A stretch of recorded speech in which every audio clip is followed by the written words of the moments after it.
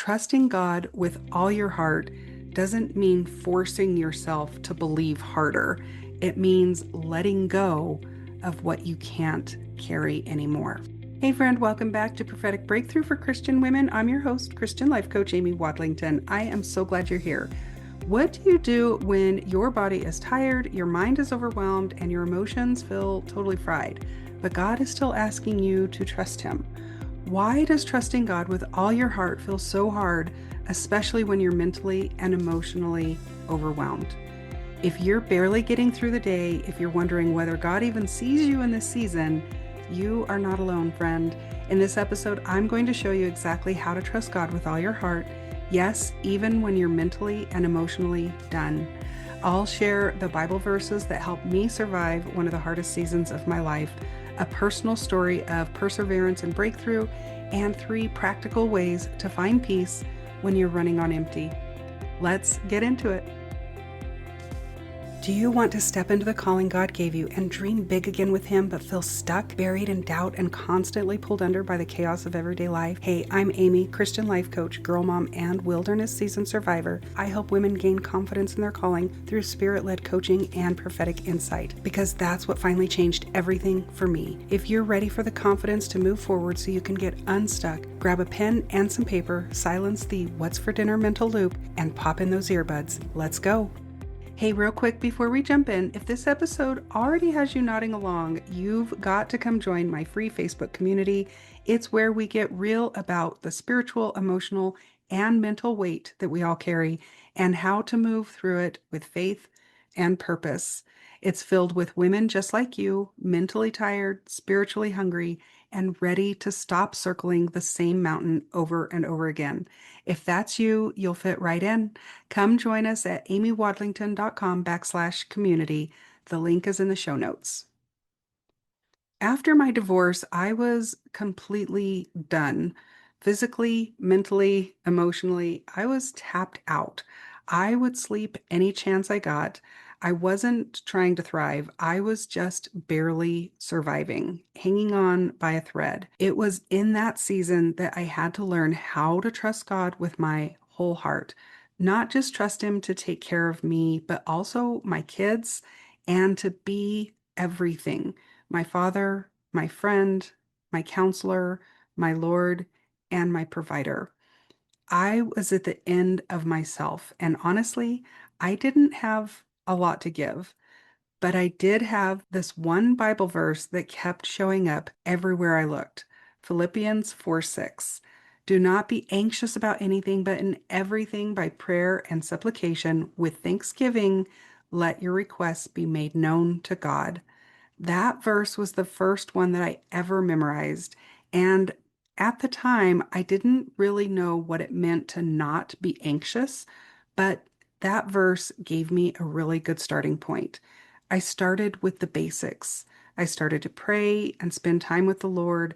I wrote down even the smallest things that I was grateful for. And over time, peace came. Not all at once, but gradually, like layers of fear and striving began to fall off, and peace took their place. That was the foundation of my faith. The moment I realized that peace was possible and real and tangible. And it's funny now because people tell me all the time that I carry peace with me. Coworkers used to yawn around me at the office. One would come and sit in my cubicle and just say, "It's peaceful in here." Back then, I didn't get it, but now I know it was one of the fruits of the Spirit. I had no idea that people could feel that peace on me, but they could, and they still do. Let's take a look at Proverbs 3:5-6. Trust in the Lord with all your heart. Do not lean on your own understanding. In all your ways, acknowledge Him, and He will make straight your paths. That's from the ESV version. And I love how the Message actually puts it.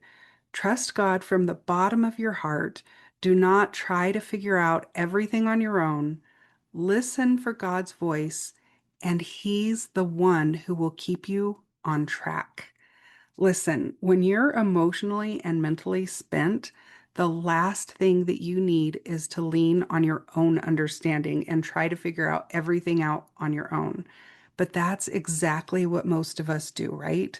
We try to think our way through it, solve it all on our own, and hold everything together best we can. But usually we fail and we wonder why we're exhausted. But trusting God with all your heart doesn't mean forcing yourself to believe harder. It means letting go of what you can't carry anymore. I talk to women all the time who are mentally and emotionally exhausted in my coaching sessions, in my Facebook group, and just in casual conversations with friends. It's the same story. They're tired, they're burned out, they're done. And something not enough people are talking about is this: 2020 was a global traumatic event. Even if you haven't processed it that way, your body has. And when you combine that with past trauma, whether you're aware of it or not, you end up living in survival mode without even realizing it. There may be trauma that you never named or trauma that runs in your bloodline, but everyone was impacted. Work changed, finances changed, education, health, government, parenting, everything changed. And we are still living in the aftermath. So if you feel emotionally spent, you're not weak, you're human, and you're not alone, but you don't have to stay stuck. Let's break down the 3 simple steps that you can take today to love God and trust Him with all your heart. Number 1 is start with what you do know. When everything feels uncertain, go back to what is true. God is good. He sees you and He is faithful. Even if you can't feel it right now, say it out loud. Read one verse, write one truth. Peace starts there. And then number 2 is don't fake gratitude. Find it. You don't have to be thankful for the pain, but you can find something good in the middle of it. Start small, like a warm cup of coffee, a friend who texted, breath in your lungs, or the warm sunshine. Gratitude shifts your perspective and it calms your nervous system enough to receive peace. And it actually starts to rewire your brain. If you think about a path in a forest where first there's no path, and then as you walk the path, the field starts to settle and flatten, and you begin to make paths. That's how the neurotransmitters in our brain work. So if we're always thinking negative thoughts, we create negative neural pathways for our brain. And so we automatically start thinking negatively. But if we start to change that and start thinking about little things that we're grateful for, we can actually start to rewire our brains to think positively instead of negatively. It's called neuroplasticity, and I love to talk about it. And then number 3 is trade your mental to-do list for a prayer list. Your brain is overwhelmed because you're trying to carry all of it. These are not your burdens to carry. Instead, write it out like this: God, here is why I'm worried today, and I give it to you. I surrender everything to you. It doesn't have to be pretty, it just has to be honest.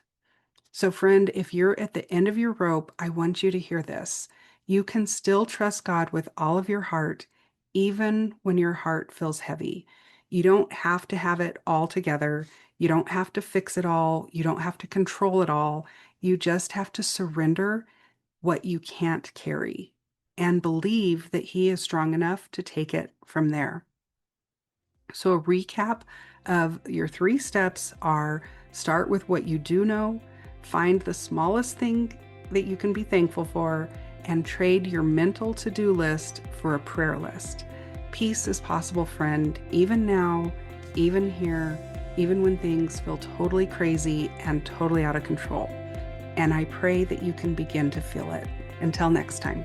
That's it for today, friend. I pray that this episode blessed you or stretched you in all the right ways. If it did, would you please take 30 seconds and share it with another mom who's trying to figure out what God is calling her to do next, or who just needs to hear that she's not too late or behind. All right, go clean off that pile of laundry from the treadmill or the chair or whatever piece of furniture it's currently living on, and I will see you back here next Friday for another episode. Bye for now.